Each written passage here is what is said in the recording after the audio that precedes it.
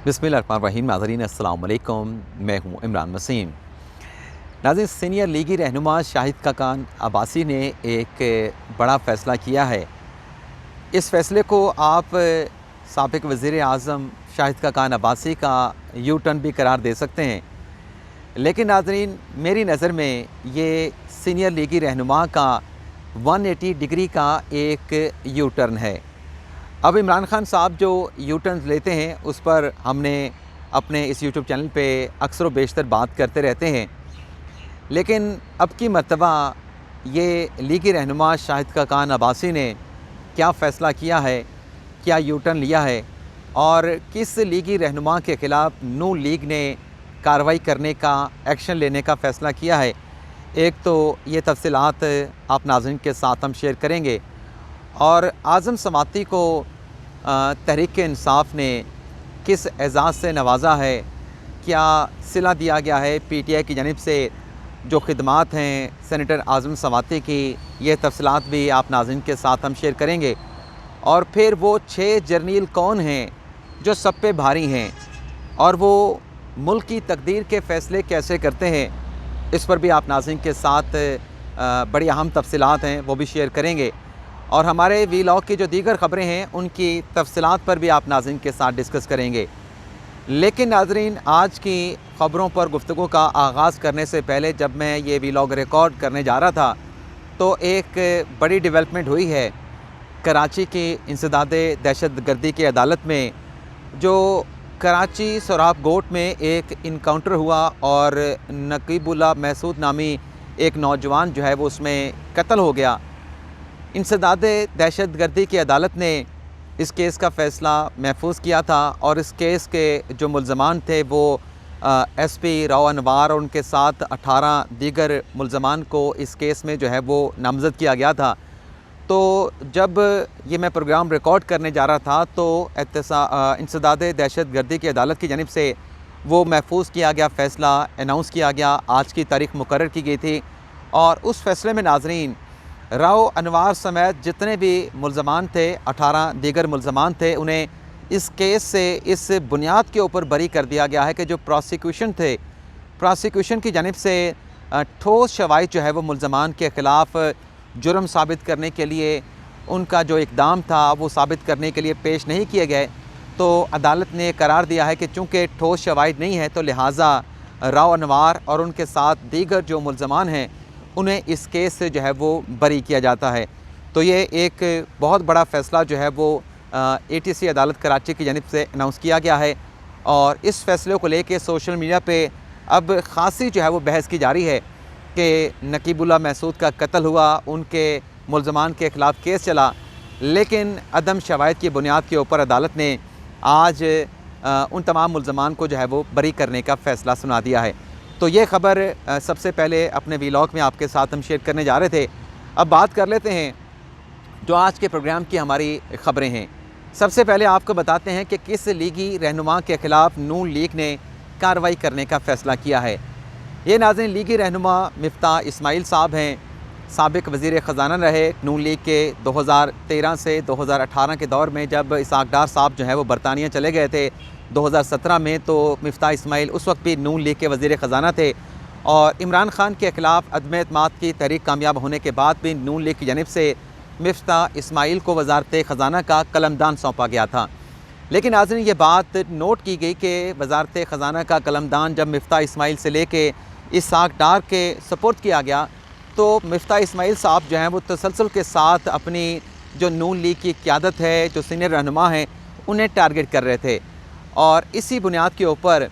ख़बर नाज़रीन ये सामने आई है कि पार्टी जो लाइन्स हैं, जो पार्टी का डिसिप्लिन है और जो हदफ़ तनकीद बनाया जा रहा था मिफ्ता इस्माइल की तरफ से पार्टी की क़यादत को, पार्टी के सीनियर रहनुमाओं को, इसके ऊपर जो है वो उनके ख़िलाफ़ कार्रवाई करने का फ़ैसला किया गया है। तो मोस्ट प्रॉबेबली इस बात का इम्कान है कि उन्हें शोकास नोटिस जारी किया जाएगा और शोकास नोटिस पर उनसे वजाहत मांगी जाएगी। और अल्टीमेटली लग ये रहा है कि मिफ्ता इस्माइल को जो है वो नून लीग जो है वो पार्टी से फ़ारिग करने जा रही है। अच्छा, एक तरफ जो है वो मिफ्ता इस्माइल के ख़िलाफ़ कार्रवाई करने का फ़ैसला किया गया है, तो दूसरी तरफ जो शाहिद खाकान अब्बासी अपनी पार्टी के हवाले से, पार्टी के फ़ैसलों के हवाले से जो तहफ़्फ़ुज़ात का इजहार कर रहे थे, उन तहफ़्फ़ुज़ात का जो है वो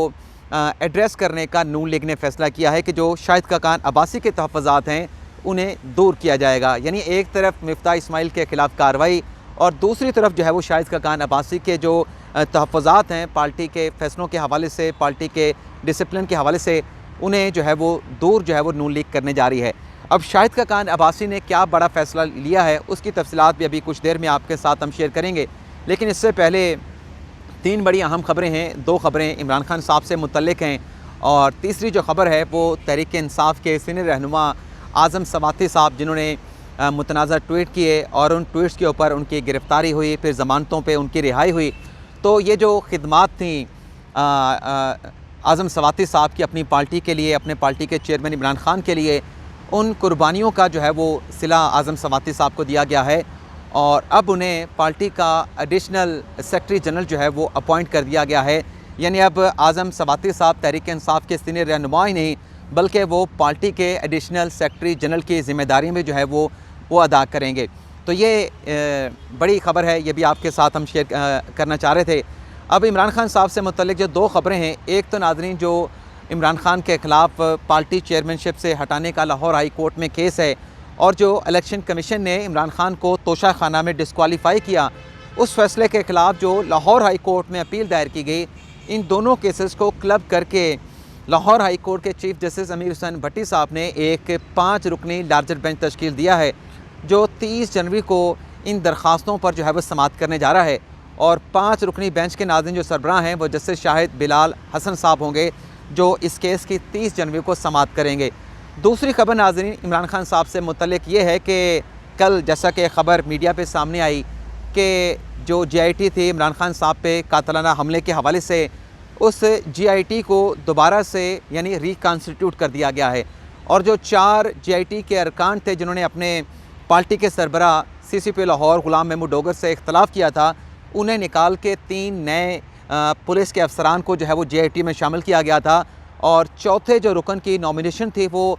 GIT को दे दी गई थी कि आप मुनासिब जिस पुलिस ऑफिसर को समझें उसे आप GIT में शामिल कर सकते हैं। तो एक तरफ तो पंजाब में इस GIT को रिकॉन्स्टिट्यूट किया गया। आज नाज़रीन डेवलपमेंट ये हुई है कि वफाकी सतह पे इमरान खान साहब पे होने वाले कातलाना हमले की वफाकी हुकूमत ने वफाकी काबीना से मंजूरी लेके एक और मुश्तरका तहकीकाती टीम जो है वो तश्कील दे दी है और ये नाज़रीन मुश्तरका तहकीकाती टीम जो इंसदाद दहशत गर्दी का एक्ट का जो सेक्शन 19 है उसके सब क्लास 1 के तहत ये 5 रुकनी वफाकी हुकूमत ने मुश्तरका तहकीकाती टीम GIT तश्कील दी है, जिसका सरबराह रेलवे के जो IG हैं सरदार अपना राव सरदार अली ख़ान, उन्हें इसका जो है वो हेड बनाया गया है और उनके साथ दूसरे जो रुकन शामिल किए गए हैं वो DIG पंजाब कामरान आदल को जो है इस GIT में शामिल किया गया है। बाकी के नाज़रीन जो 3 अरकान हैं वो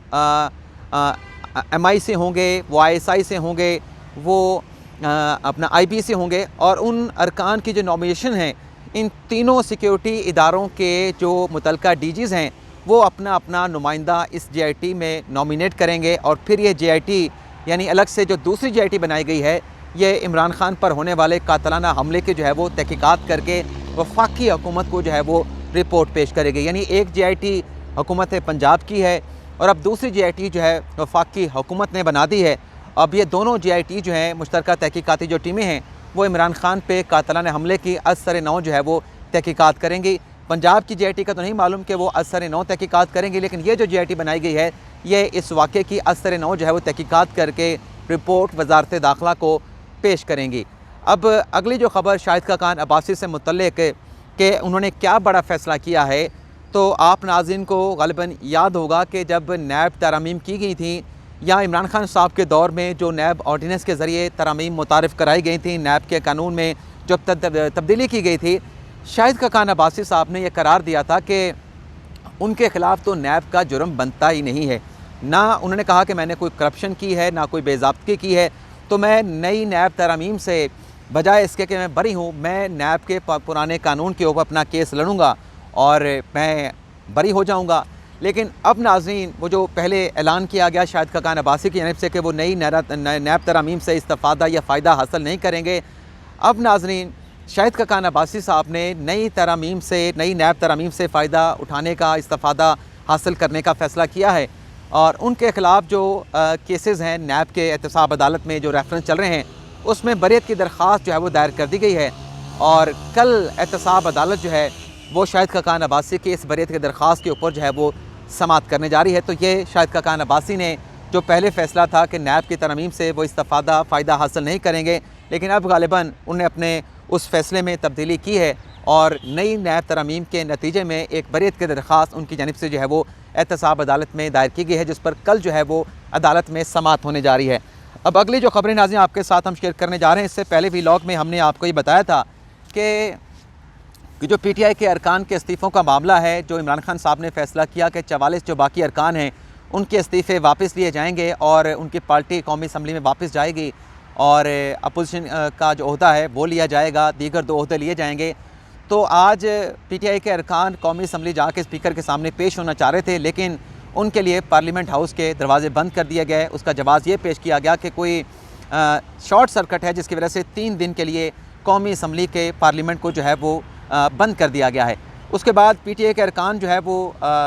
मिनिस्टर कॉलोनी गए थे कि वहाँ पर स्पीकर के साथ मुलाकात हो सके और फिर इलेक्शन कमीशन भी गए थे। तो इलेक्शन कमीशन में उनकी मुलाकात हुई, chief election commission Sikandar Sultan Raja PTI के अरकान के साथ जो मुलाकात हुई, इस मुलाकात के बाद आमिर डोगर साहब जो कि साबिक़ रुकनी असम्बली हैं PTI के, उनकी जानिब से कहा गया कि इस मुलाकात में हमने जिन 44 अरकान के इस्तीफ़े एक्सेप्ट होना रहते हैं उनकी फ़हरिस्त हमने chief election commission Sikandar Sultan Raja को पेश कर दी है और साथ उन्होंने कहा कि हमने दरख्वास्त भी दी है चीफ़ इलेक्शन कमिश्नर को कि हमारे जो अरकान हैं उनके इस्तीफ़े अगर स्पीकर एक्सेप्ट करते हैं तो आप उन्हें डी नोटिफाई ना करें। और फिर उन्होंने ये भी कहा कि जो निगरान वज़ीर आला की तैनाती हुई है उस पर हमने तहफ़्फ़ुज़ात का इज़हार किया है इस मुलाकात में। और हमने आमिर डोगर साहब ने कहा कि चीफ़ इलेक्शन कमीशन से ये भी कहा है कि पंजाब में इंतखाबात की और खैबर पख्तूनख्वा में इंतखाबात की तारीख़ों का ऐलान भी किया जाए। तो उनसे सवाल हुआ कि आपके इन रिजर्वेशन के ऊपर, आपके इन सवालों के ऊपर चीफ़ इलेक्शन कमीशन ने क्या जवाब दिया। तो आमिर डोगर साहब ने बताया कि उनका ये कहना था कि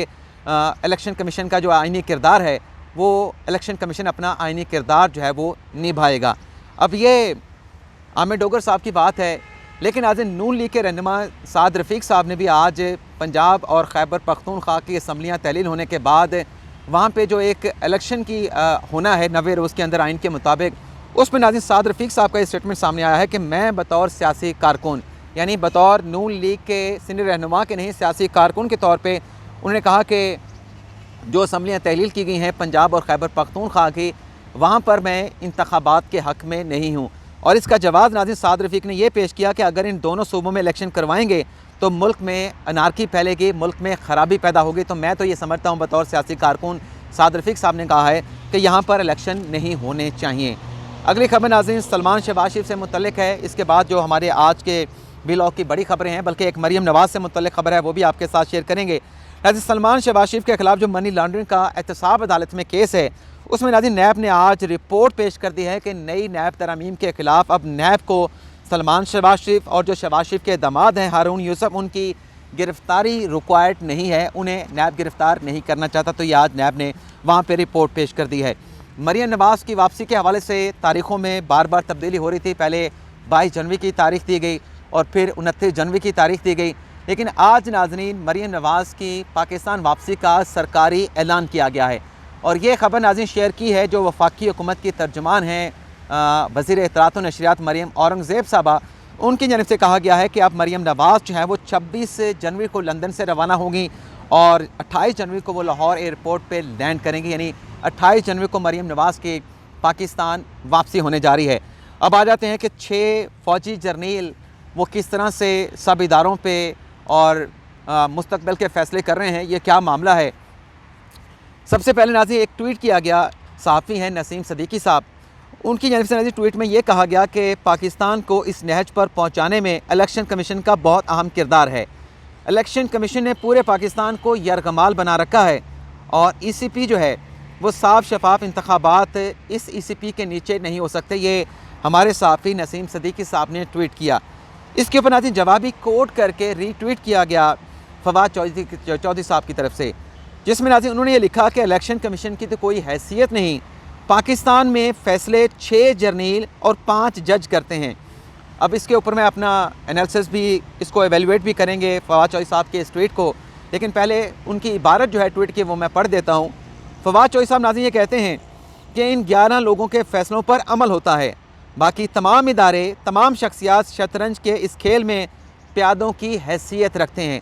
यानी फवाद चौधरी साहब ये कह रहे हैं कि 6 फ़ौजी जर्नल और 5 जो जज हैं वो मुल्क के मुस्तकबिल के फ़ैसले करते हैं। अब इसको अगर हम एवेलुएट करें, सिंपल सा एवेलुएट करें, तो ये ज़ाहिर सी बात है कि ये तहरीक इंसाफ अपनी रिजर्वेशन का इजहार कर रही है कि हमारे ख़िलाफ़ ये 6 फ़ौजी जर्नल और 5 जज जो है वो फ़ैसले कर रहे हैं और इनके फ़ैसले माने जाते हैं। बाकी तमाम इदारे और जो अशख़ास हैं वो प्यादों की हैसियत रखते हैं, वो इनके फ़ैसलों पर अमल दरामद करवाते हैं। अब आप तमाम नाज़रीन मुझे बताएं कि वो 5 जज कौन से हो सकते हैं जो PTI के ख़िलाफ़ फ़ैसले दे रहे हैं। मुझे तो 5 जज कहीं नज़र नहीं आ रहे। हाँ, PTI के हक़ में जो फ़ैसले आए हैं, जो काफ लीग के हक़ में फ़ैसले आए हैं, उन जज साहबान की अगर तादाद गिनी जाए तो वो 5 से बहुत ज़्यादा हो सकती है। लेकिन PTI के ख़िलाफ़ किस जज ने, कितने जज ने फ़ैसला दिया है, मेरी गिनती में तो एक जज भी नहीं आ रहा जिसने इमरान खान या तहरीक इंसाफ के ख़िलाफ़ कोई फ़ैसला दिया हो। और फिर नाज़रीन जिन 6 जर्नीलों की बात कर रहे हैं कि 6 जर्नील सब पे भारी हैं, तो ये जो इसकी इन्फोर्समेंट है, ये जो इतलाक़ है, ये तो फवाद चौधरी साहब ने सिर्फ अपनी पार्टी के हवाले से कर लिया। लेकिन अगर इस मामले को 2017 तक ले जाया जाए तो फवाद चौधरी साहब को ये भी बताना चाहिए था कि उनके सियासी मुखालफिन के ख़िलाफ़ जो अदालती फ़ैसले आए, जो उनकी नाअहलियाँ हुई, जो उनके सियासी मुखालफिन की गिरफ़्तारियाँ हुई, तो क्या वो 6 फ़ौजी जर्नील उस सारे प्रोसेस में भी शामिल थे? इस पर कोई बात नहीं की गई। अब 6 फ़ौजियों का चलें इल्ज़ाम तो फवाद चौधरी साहब ने लगा दिया। अब उन्हें यह भी चाहिए था कि जहाँ आप इतने ब्लंट किस्म के स्टेटमेंट देते हैं, इतने आप वेग किस्म के इल्ज़ामात लगाते हैं फ़ौजियों पर भी, फ़ौजी अफसरान पर भी, इस्टेब्लिशमेंट पर भी, अदलिया के ऊपर भी, तो फिर आप उनके नाम भी बताएं। यानी एक तरफ आप एलिगेशन लगा रहे हैं और दूसरी तरफ आप नाम भी नहीं बता रहे, और फिर किसी स्टेटमेंट में आप कहते हैं कि इस्टेब्लिशमेंट के, यानी नए आर्मी चीफ़ के आने के बाद जो मामलात हैं, जो PTI के साथ मामलात किए जा रहे थे, उसमें 50% तक बेहतरी हुई है। तो 50% तक बेहतरी के बाद इस किस्म का स्टेटमेंट ये आपस में कोई मुताबिकत नहीं रखता। लेकिन बहरहाल फवाद चौधरी साहब जो हैं वो बयान दाग देते हैं और फिर दागने के बाद एक नया बयान आ जाता है, उस बयान में एक नई बात की जाती है, नई मंतक पेश की जाती है। तो ये इसी तरह से बयानात का सिलसिला जो है वो जारी है। लेकिन हकीकत क्या है, पस पर्दा क्या चल रहा है, असल लोग कौन हैं, ये नाम जो है वो कभी भी फवाद चौधरी साहब या उनके पार्टी के लोगों की जानिब से नहीं बताए जाते। यानी खान साहब भी मिस्टर एक्स मिस्टर वाई की बात करते हैं, लेकिन मिस्टर एक्स मिस्टर वाई कौन है, खान साहब भी उनका नाम नहीं बताते। और फिर यह भी स्टेटमेंट दिया जाता है कि इदारों के साथ हम लड़ाई नहीं चाहते, इदारों के साथ हम वर्किंग रिलेशनशिप चाहते हैं, इदारों के साथ हम मिल के आगे चलना चाहते हैं। फिर इस किस्म के बयानात, तो कौन सी बात सच है, कौन सी बात हकीकत है, कौन सी बात सदाकत पर मबनी है, इसका बेहतर फ़ैसला आप नाज़रीन कर सकते हैं। और हम आपसे इजाज़त चाहेंगे। अल्लाह ताला हम सब का हमें ना सिर्फ अपनी दुआ में याद रखिएगा। अल्लाह हाफ़िज़।